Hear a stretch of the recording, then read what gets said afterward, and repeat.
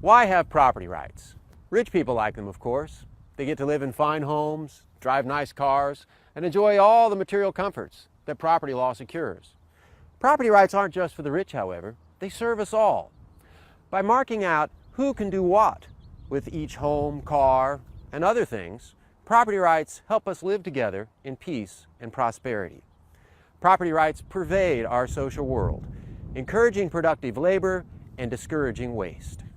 We all benefit from property rights. Indeed, they prove especially valuable to those who own the least. To see why, let's take a drive down to the beach. Want a good example of how things go wrong without property rights? Consider a foreclosed home subject to a title dispute. When it isn't clear who owns something, nobody has an incentive to preserve and protect it. The result? Neglect, ruin, and waste. Property rights help us avoid conflicts over all sorts of resources, from houses to cars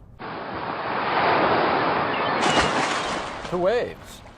Basically, even the best break only provides a certain number of rideable waves. To make matters worse, each wave basically provides only one ride at a time.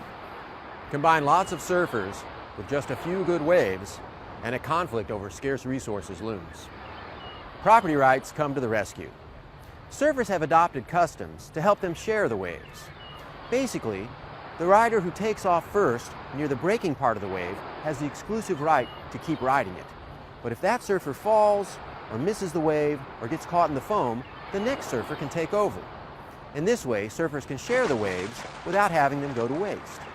In effect, surfers respect property rights in waves. Indeed, if one surfer takes off on another surfer, the surfer in the right will yell, "My wave!" Harsher words or even physical blows might follow if the trespass continues.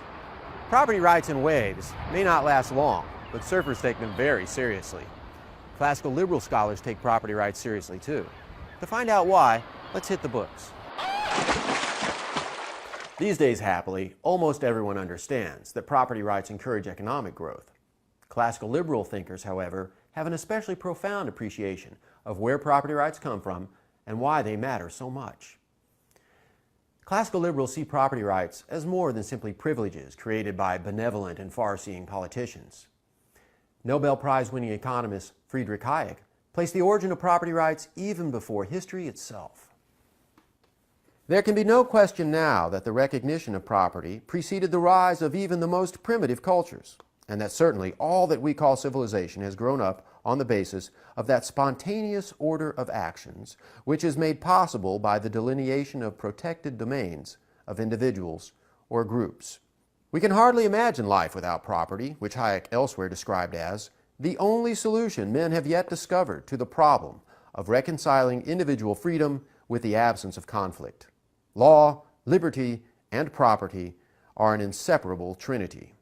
As legal scholar Randy Barnett described them, property rights are natural insofar as, given the nature of human beings and the world in which they live, they are essential for persons living in society with others to pursue happiness, peace, and prosperity. Granted that property rights prove vital to human society, what should we do about inequalities in wealth?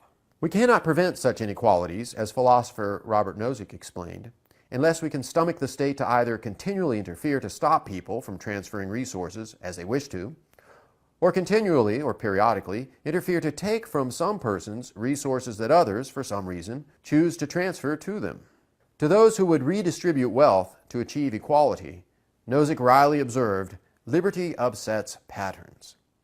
At any rate, we should support a diversity of wealth.